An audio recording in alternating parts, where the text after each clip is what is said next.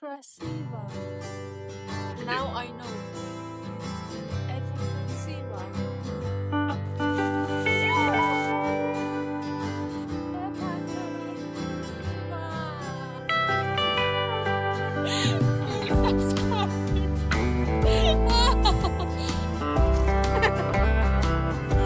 Yes. Nice. سلام. وای من خیلی خیلی خیلی ذوق دارم. امروز قراره درخت کریسمسی که سفارش داده بودیم چند روز پیش بالاخره برسه و یه سری نور و لایت و این چیزا هم سفارش داده بودیم، چراغایی که برای تزیین و دکور هم درخت هم حالا یه خورده قسمت‌های خونه رو می‌خوایم تزیین کنیم. اونا هم باهاش هست و همش با هم قراره امروز برسه و خیلی خیلی هیجان دارم براش، چون در واقع میشه گفت این اولین باریه که داریم، اصلا واقعا دارم برای خودم یک درخت کریسمس تزیین میکنم تو خونه خودم. نمیشه گفت اولین سالیه که من دارم این کریسمس و نیویر رو به طور رسمی دارم جشن میگیرم و برگزار میکنم خیلی باشکوه و درست و با طبق اصول. یعنی چون پارسالم داشتیم ولی خب تو خونه‌مون درخت نذاشتیم و چون اصلا شرایطش نبود که بخوایم بریم بگیریم و این کارا رو بکنیم و اینا، همش بیشتر بیرون خونه گذروندیم. ولی امسال دیگه گفتم باید بگیریم دیگه. مستقل شدیم کاملا و اصلا دیگه من نمیتونم تحمل کنم که یک سال دیگه هم خارج از ایران باشم و این دوران کریسمس که دوران مورد علاقه منه و واقعا من همیشه براش کلی ذوق دارم که زودتر برسه که جشن بگیریم این یه ماهو. نمیتونم دیگه تحمل کنم که مثلا خیلی بخوام معمولی اینا یه روز عادی بگذرونمش. باید واقعا هر حد توانم هر کاری که میتونم بکنم که این مدت رو، یعنی این شب و جشن بگیریم و حالا قراره اشتر از دوستامونم که اینجا میشناسیم دعوت بکنیم بیان. خلاصه خیلی خیلی خیلی خیلی خیلی خیلی براش ذوق دارم و همش دارم سرچ میکنم توی اینستاگرام توی یوتیوب که مثلا چه غذاهایی چه خوراکیایی میتونم درست بکنم که خیلی هم سخت نباشه که میخوام گم بزنم آبرومم بره.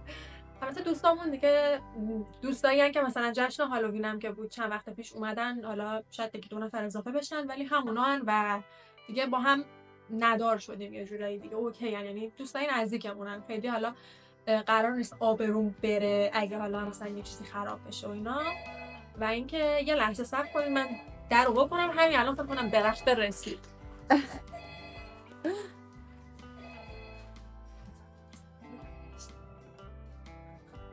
Baby, who is this? Try to guess. Is it delivery? No. Oh my god. Okay. بچه‌ها درخت است. فکر کنم بذارید همینجا بهتون نشون بدم. ورود با شکوهش رو میخوام بهتون نشون بدم.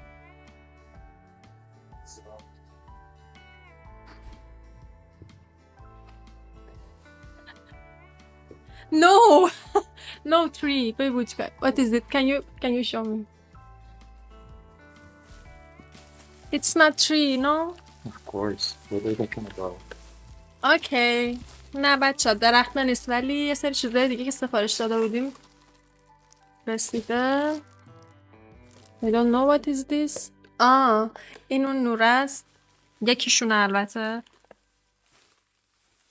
فکر میکردم کوچولوتر از این باشه چیزی که سفارش داده بود جنیا، ولی نیست. حالا خب بچه ها آروم باشید.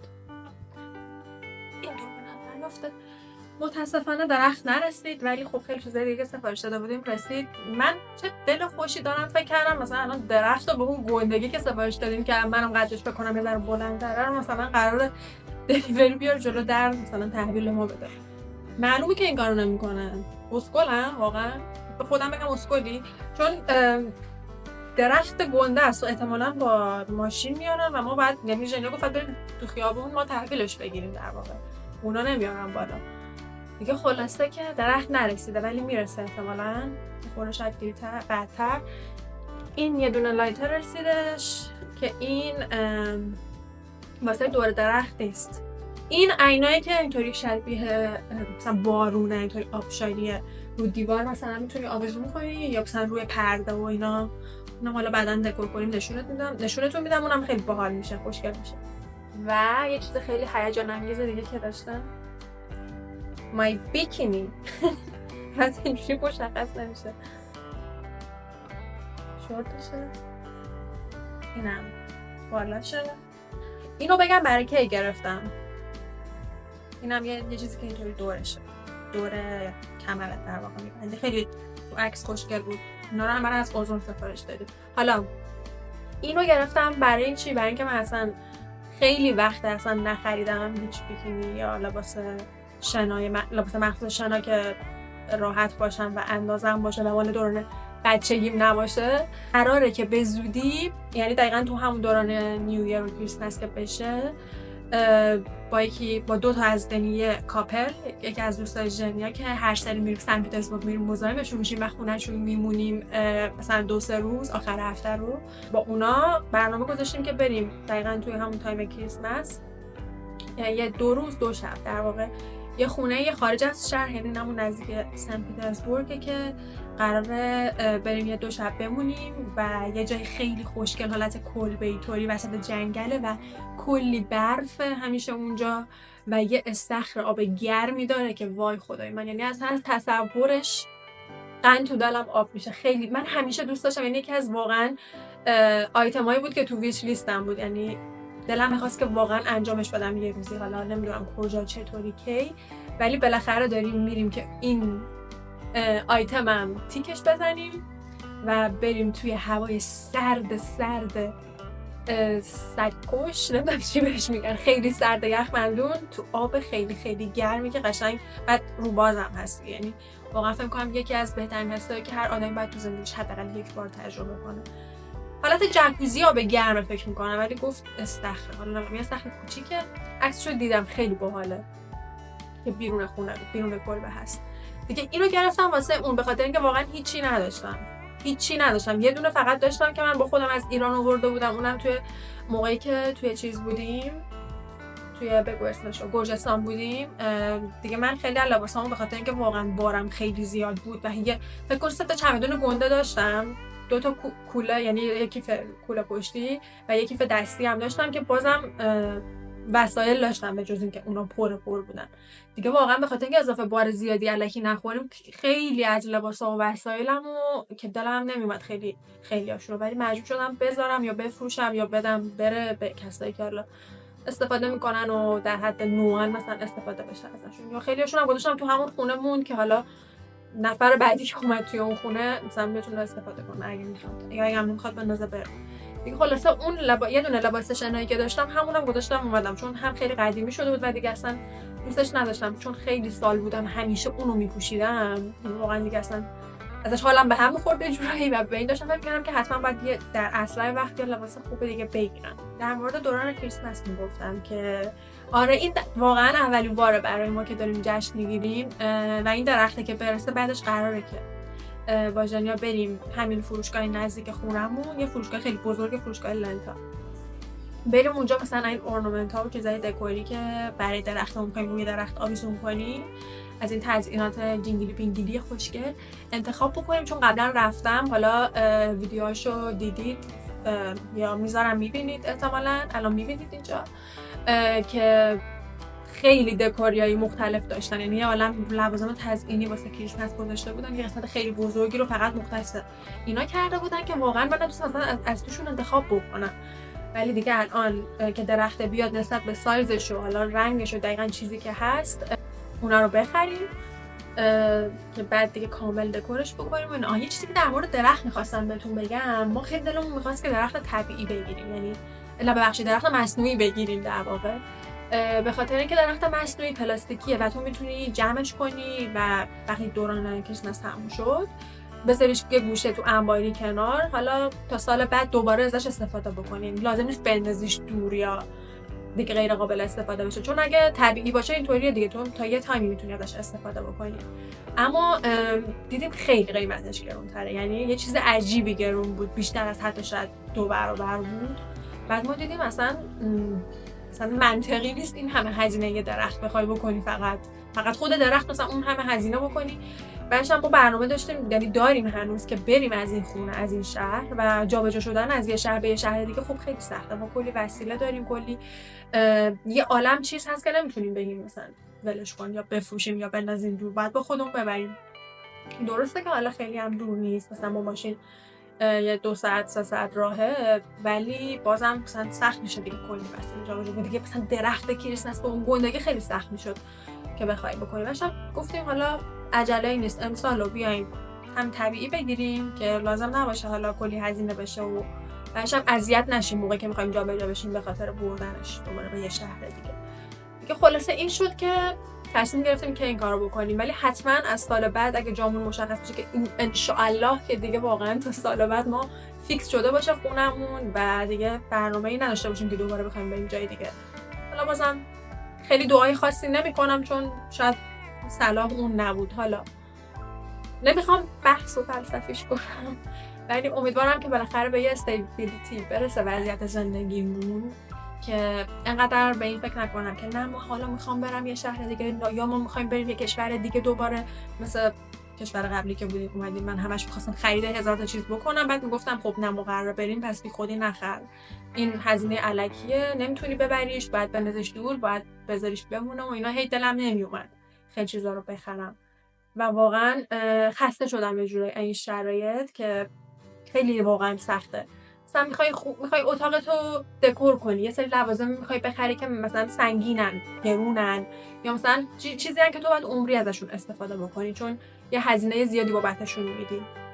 و اگه بخوای فکر کنی که بخوای اساس کشی بکنی از یه شهر به یه شهر دیگه، یا اصلا فکر کن از یه کشور به یه کشور دیگه، خیلی واقعا بد میشه. یعنی یه جورایی هم پولتو سوزوندی، هم اون همه زحمت کشیدی مثلا دکور کردی یا فکر کردی مثلا این رنگی بگیرم با اینا بیاد این با اون مچ بشه و اینا، کلی رفتی گشتی تایم گذاشتی و انرژی صرف کردی که مثلا بخوای تا چند وقت بعدش همه اونا رو کلا جمع کنی بندازی دور بره تموم بشه تا یه کارش دوباره از اول حالا تو جای جدید شروع کنی به فکر کردن و ایده پیدا کردن برای اینکه حالا چطوری همه چی رو با هم مچ کنی. و این خیلی خیلی رو مخم بود همیشه. الان هنوزم ما به اون وضعیتی می‌خواستیم نرسیدم، ولی خب اشکالی نداره، کلا قسمتی از زندگیه و دست من نیست، دست شما نیست و دست هیچ کسی نیست و این روند زندگیه دیگه. هیچ وقت نمیتونی مطمئن بشی که باید چی کار کنی و تصمیم گرفتیم که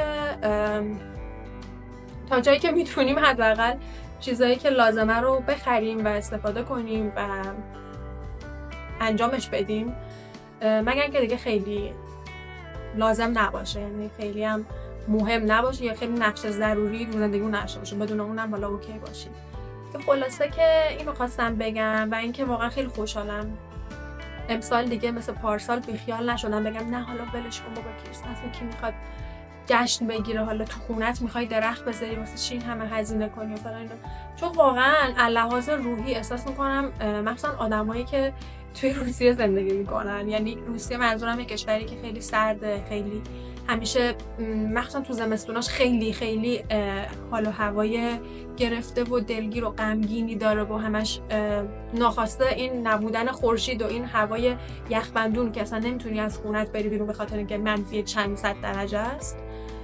این دوران کریسمس یا این جشنایی که در طول سال مثلا پیش میاد، مثلا کریسمس که خیلی جشن بزرگیه و خیلی مفصل مردم جشنش میگیرن، واقعا احساس میکنم لازمه واسه روحیه آدما، واسه اون انرژی که میفته یه جورایی لازمه که انرژی بیاد بالا یه جوری و این جشن گرفتن و این در تکاپو بودنه برای اینکه بخوای هی مثلا این کارو بکنم اون کارو بکنم، مثلا دوستامو دعوت کنم برم مثلا به خانواده‌ات سر بزنی با اونا همش باشی، هی غذاهای خوش رنگ و باحال و مثلا جدید و متنوع درست بکنی، شیرینی درست کنی، میتونی دکور کنی اینجا رو مثلا اون شکلی خوشگلش بکنی شهر رو، میتونی همه اینا انگار داره کمک میکنه دست به دست همیده که یه ذره روحیه آدم برای زندگی، برای اینکه از زندگی در لحظه لذت ببره بیشتر بشه اون احساسه و یه ذره مودتو بهتر بکنه و لازمه. اگه این نبود واقعا شاید دق میکردم من، مثلا توی این شرایطی که الان میگم خیلی من از لحاظ روحی نیاز به یه تغییری داشتم. من همش دارم به جریان میگم که میتونیم بریم ایران، یعنی من واقعا دلم یه جوری تنگ شده به خاطر اینکه الان خوب میدونم خیلی شرایط ایدئالی نیست الان اینجایی که توشیم و هی ناخودآگاه یاد قدیم میفتی، میگی وای من خونم، دوستام، خانواده‌ام، کشورم، هوای خوب، نمیدونم همه چی اوکی، انگار که بدیاشو نادیده داری میگیری و فقط خوبیاش داره تو ذهنت میاد، به خاطر اینکه الان همش تحت فشار روحی و روانی هستی و همش از همه طرف استرس داری و هی داری ناخواسته اینا رو تجربه میکنی و نمیتونی مقایسه نکنی.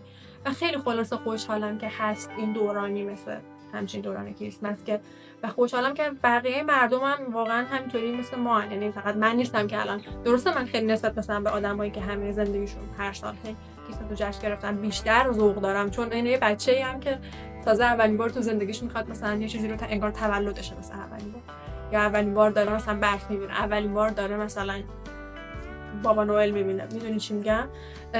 به خاطر اینه که خب بیشتر من هیجان دارم و بابتش واقعا شاکرم که همچین حسی دارم، چون اگه همچین ذوق و شوقی هم نبود توم واقعا نمیدونم کارم به کدوم تیمارستان میکشید. خلاصه دیگه خیلی حرف زدم. من برام میخوام یکم دل جمع جور کنم و شما رو با خودم میبرم تا لنتا که گفتم قراره بریم فروشگاه خرید کنیم.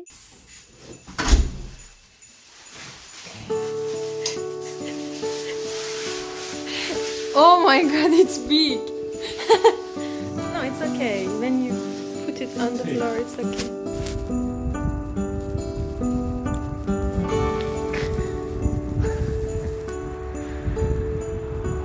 Yes, this is the moon.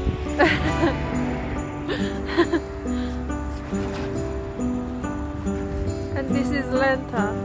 We are going there. This is Junuchka. حاج خانم جنوچکا. سلام حاج خانم. حاج آقا. حاج آقا.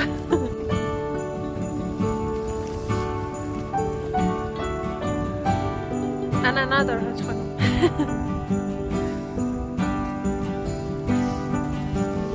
It's not cold. How many centigrade is it now? It's nothing special. I don't feel cold.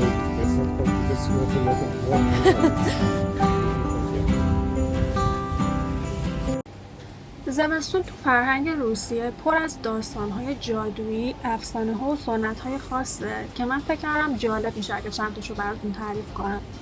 مثلا افسانه ددماروز یا همون پدر بزرگ سرما یا در واقع همون بابا نوئل روسی و اسنیگورکا که دختر برفیه و در واقع میشه نوه ددماروز، نوه بابا نوئل. ددماروز همون نسخه روسی بابا نوئل که لباس قرمز و آبی میپوشه، همراه اسبای جادوییش برف و یخ رو کنترل میکنه. اون هدیه‌اشو در شب سال نو به کودکان هدیه میده، اما برخلاف بابا نوئل سوختمش توسط اسبا کشیده میشن، نه گوزن‌ها. اسنیگورکا هم که گفتم نوه ددماروز بود و یکی از شخصیت‌های جذاب افسانه‌ای که از برق ساخته شده نماد پاکی و معصومیت. طبق یکی از افسانه‌ها اسنیگورکا وقتی عاشق یه پسر جوان شد قلبش گرم شد و در آتشش بزرگ شد. روس‌ها معتقدند که شب‌های طولانی زمستون زمان مناسبی برای داستان‌سرایی و یادآوری قصه‌های جادوییه.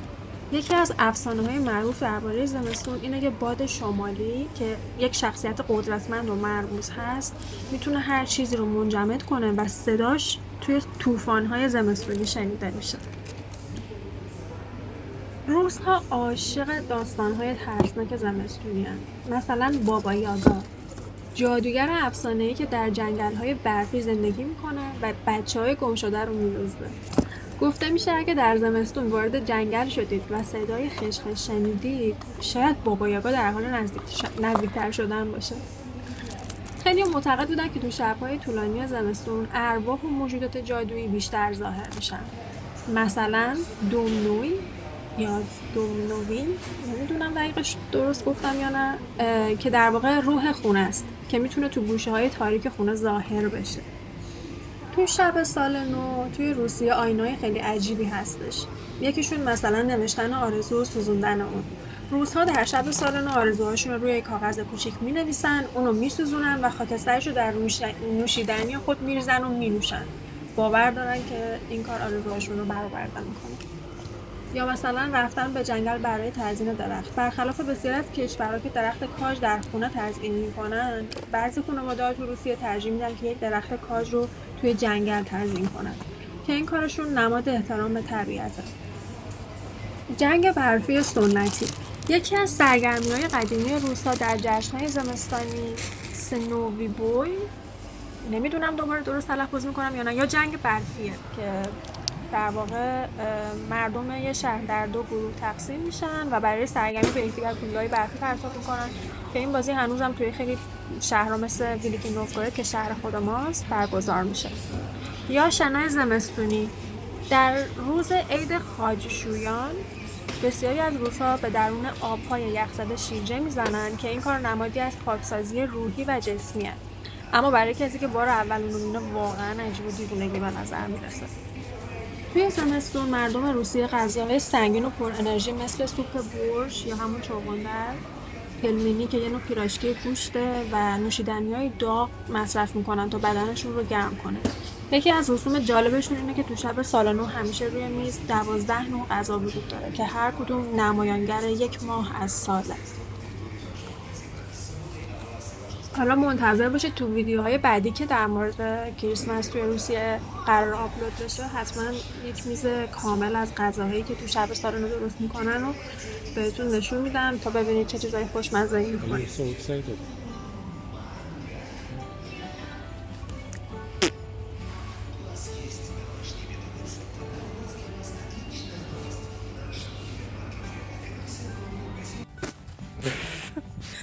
Okay. Do it, Januchka. It's our game in Veliky Novgorod. All the activities we have in Veliky Novgorod in snowy days. See? Isn't it interesting? You know, Everyone. one of the billions of them. Can you see how fun it is? Go toilet paper, go!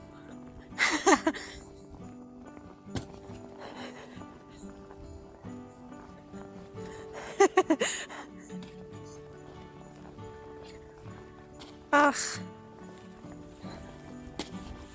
Молодец, Papia. Papia. Good job. Yeah, and mom, yeah. Oi, sorry, it was painful, I know. I'm sorry. But it's fun.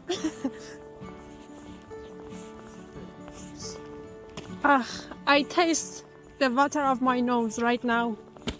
I guess it's tasty because I tasted a lot of times.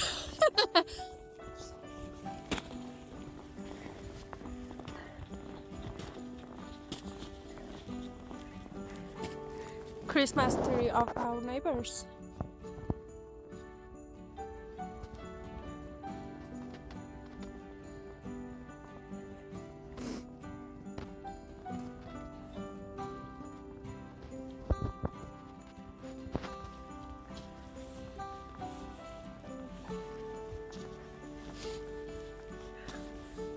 It's enough, Januk. And this is the Christmas tree in front of our building. See? Beautiful. Isn't it? And this is the door. Good job, Papia. It's not that good.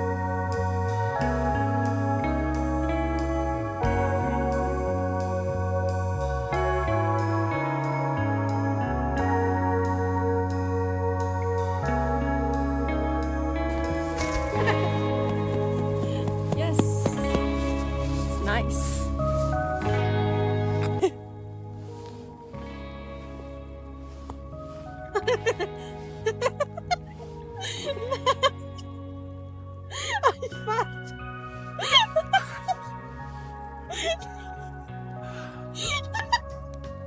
No. No, vertical. 4 subscribers. It's... Oh my god, I lost. Oh.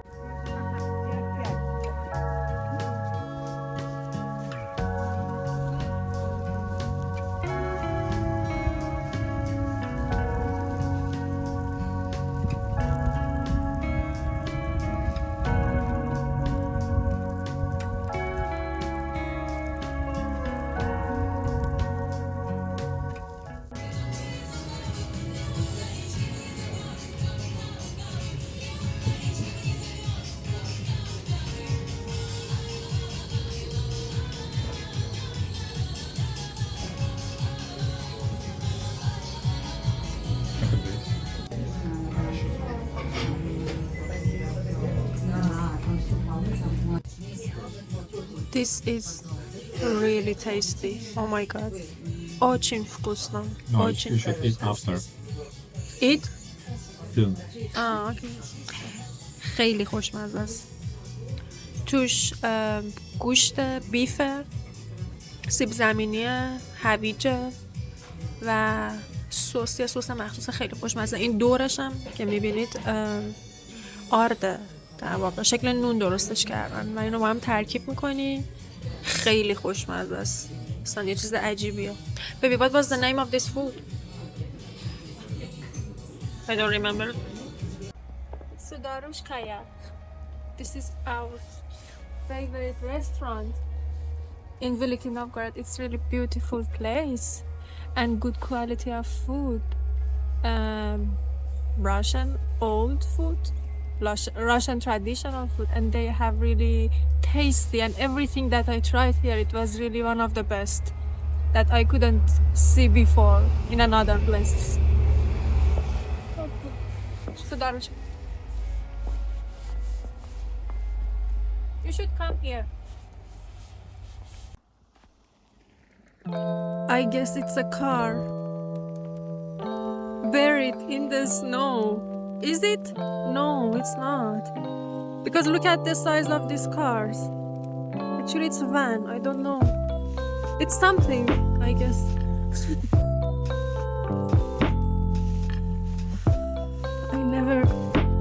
I really never saw this amount of snow in my whole life.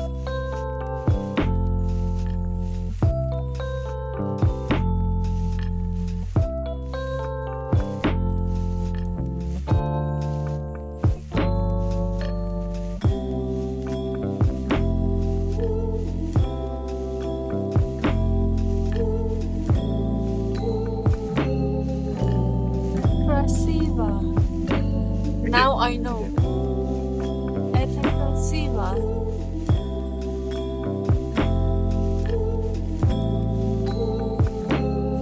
Maybe I should start my videos like this. Это красиво.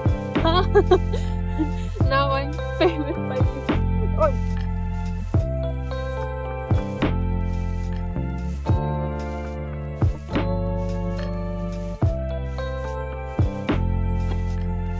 Это